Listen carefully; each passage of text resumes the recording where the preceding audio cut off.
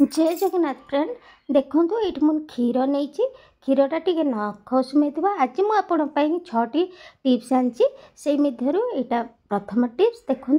दही आम खाइले देहपाई बहुत भल दही घरे केमती बढ़िया से बसिया से टिप्स टी आपको देवी देखूँ यहाँ टी नख उषुम हो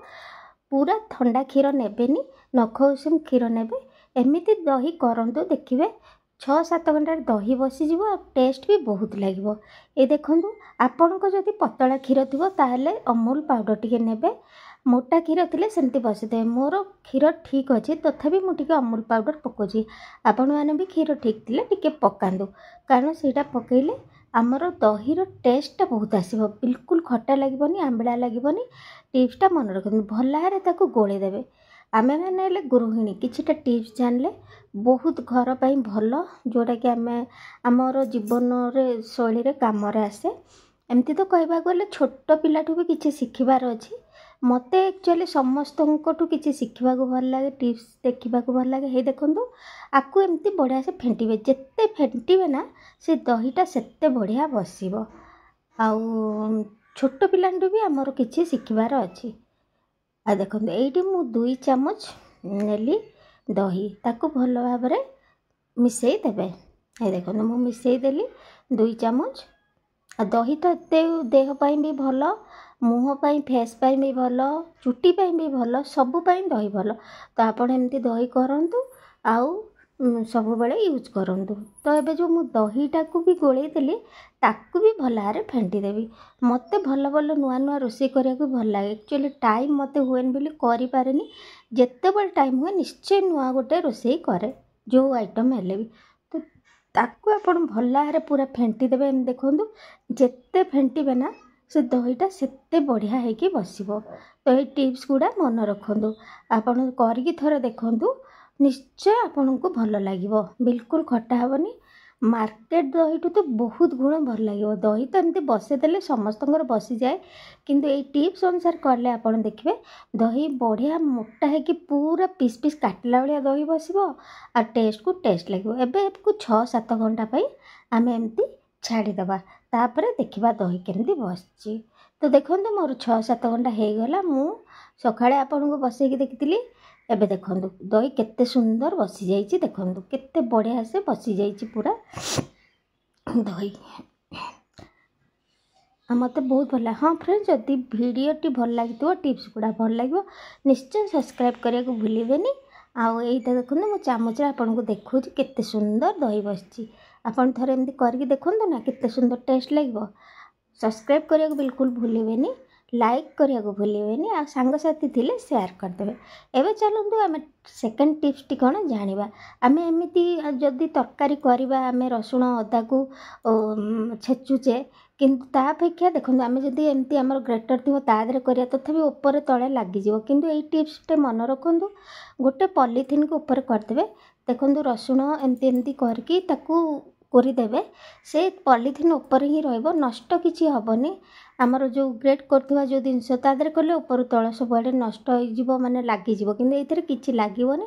आपन मसला भी होइजिवो कि साग बाजिला बेले कि कोउथरे ले जिवो देखो एमती बाहरी जिवो आपन एमती टाइप रो करंतु देखिबे केते बढ़िया आपन मसला रेडी होइजिवो आ किछि झिंझटी हबनी जो पॉलीथिन काढिबे पकई देबे किछि प्रॉब्लम हबनी ये देखो आमती जदि आप करेंगे ग्रेटर तो ऊपर तो अधा लगिज भितर फेर अधा लगिज प्रोब्लेम हुए ना तो ये टिप्स टी भी मन रखते आपंकर बहुत कम आसो देखो मुझे आज शाग भाजी ये भाजी थर्ड टिप्स है आम कॉफी डबार आम कॉफी खोलीदे कौन मैंने से मुंडा हो जाए तो ये टिप्स टी मन रखु टिके चाउल ने कागज कि कनारे बांधिकी भीतर रखीदे डबा भीतर देखिए आप कॉफी जमा भी मुंडा हेनी मुझे कपड़ा पाइली नुईली मुझे पेपर देखुँ कि आप कपड़ा बांधिकी रखिले बेसी भल काम कर देखो आ गोटे टिप्स टे है 4 टिप्स टे है आम एमती कॉफी पैकेट भी निए टी बड़ पैकेट थी आम खोलिकी जब अधा कॉफी पके आधा भी मुंडा हो जाए तो ताकू कौन करेंगे ना जो काटी थे ताकू टिके एमती स्लाइट निआरे देखेदे आउ ताकू मोड़िकी रखीदेवे ଦେଖନ୍ତୁ ଆଉ ମୁଣ୍ଡା ହେବନି। କଫି ହେଉ କି ଯେକୌଣସି ଜିନିଷ ହେଉ ଆମର ପ୍ୟାକେଟ୍ ଜିନିଷ ଯେଉଁଟା ମୁଣ୍ଡା ହେଇଯିବାର ଅଛି, ଯେମିତିକି ଅମୁଲ ପାଉଡ଼ର ହେଉ ଖରାପ ହୋଇଯିବାର ଚାନ୍ସ ଅଛି, ତାକୁ ଏମିତି କରି ଟିକେ କରିଦେବେ ଭଲ ଅଛି। ଆଉ ଏଇଟା ସବୁଠୁ ବଢ଼ିଆ ଟିପ୍ସଟା ହେଲା ଦେଖନ୍ତୁ କଦଳୀପତ୍ର ଆମେ ସବୁବେଳେ ଖାଏ, ଆଣିକି ମନ୍ଦିରରେ ପ୍ରସାଦରେ ବି ଖାଏ, କୁଆଡ଼େ ଗଲେ ଖାଏ, କଦଳୀପତ୍ର ଖାଇ ବହୁତ ଭଲ ଲାଗେ। କିନ୍ତୁ ଗୋଟେ ଜିନିଷ ମନେ ରଖନ୍ତୁ, କଦଳୀପତ୍ର ଯେତେବେଳେ ଖାଇବେ ତା ମୁଣ୍ଡିଟା ଉପର ଭାଗଟାକୁ ଛିଡ଼େଇ ଦେବେ, କାରଣ ସେଇଟା ଆମର ଉପର ଭାଗଟା ଯେଉଁ ଥାଏ ସେମାନେ ଆମ ଅଶୁଭ କାମରେ ଲାଗେ, ଯେମିତି ମଲା କାମରେ ଲାଗେ କଦଳୀପତ୍ର, ସେ ଗୋଟା ପତ୍ର ଲାଗେ। ସେଥିପାଇଁ କେବେ ବି କେଉଁଠି ବି ଖାଉଥିବେ ଦେଖିବେ, ଆପଣ କାହା ଘରକୁ ଯାଇ ଖାଉଥିବେ କଦଳୀପତ୍ର ଯଦି ଦେଇଥିବ ଉପରଟାକୁ ଛିଡ଼େଇ ଦେବେ ମୁହଁଟାକୁ। ଏବେ ଆମର ଷଷ୍ଠ ଟିପ୍ସଟି ହେଲା, ଆମର ତାୱା ନା ପରଟା କଲେ ପୁରା କଳା କଳା ହେଇ ଜମିଯାଏ। ଆକ୍ଚୁଆଲି ମୋର ନା କଡ଼େଇ ଆଉ ତାୱା ମୁଁ ପୁରା ସଫା ରଖେ, ମୋତେ କଳା ହେଲେ ମୋତେ ଜମା ଭଲ ଲାଗେନି। ଆଉ ଗୋଟେ କଡ଼େଇ ଥିଲା ଆପଣଙ୍କୁ ଦେଖିବାକୁ ଭୁଲି ଯାଇଛି, ତ ଏ କଳା ଅଂଶଟା କେମିତି ଦୂର କରିବେ ଦେଖନ୍ତୁ, ଏଇଟା ବହୁତ ବଢ଼ିଆ ଟିପ୍ସ। ଗରମ ପାଣି ବସାଇଦେବେ, ତା ଦେହରେ ଭୀମ୍ ଲିକ୍ୱିଡ଼ ପକାଇଦେବେ, ନହେଲେ ନାହିଁ ଭୀମ୍ର ସାବୁନ ଯେଉଁ ବାସନ ମାଜୁଛନ୍ତି ତାକୁ ବି ଟିକେ କୋରିକି ପକାଇଦେବେ। ପକାଇ ସାରିଲା ପରେ ସେ ଟିକେ ଭଲ ଭାବରେ ଗରମ ହେଇଗଲେ ଆପଣ ଏଇଥିରେ ବେକିଂ ସୋଡ଼ା ପକାଇଦେବେ। ଦେଖନ୍ତୁ ବେକିଂ ସୋଡ଼ା ଟିକେ ପକାଇଦେବେ, ଆଉ ଟିକେ ଲେମ୍ବୁ ପକାଇଦେବେ, ଦେଖିବେ ଏ ଯେଉଁ କଳା ଅଂଶଟା ବହୁତ ବଢ଼ିଆ ସେ ଛାଡ଼ିଯିବ।